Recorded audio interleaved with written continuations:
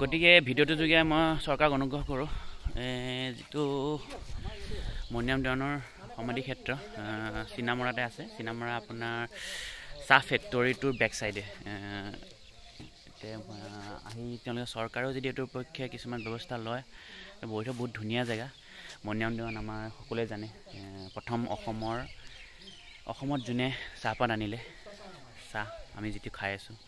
গতিকে এই জেগাটো সংৰক্ষণৰ বিশেষকৈ প্ৰয়োজন। গতিকে যদি সংৰক্ষণ কৰে বহুখিনিয়ে ভাল হ'ব। ওচৰৰ ৰাইজেও ক'লে তেওঁলোকে নিজে আহি পেলাই চাফা কৰে। মাজতে চেম্বাৰ্ছ অফ কমাৰ্চে যে মই লগত দেখালোঁ এইটো পিছতে বেক চাইডে এইটো বনাই থৈ গ'ল।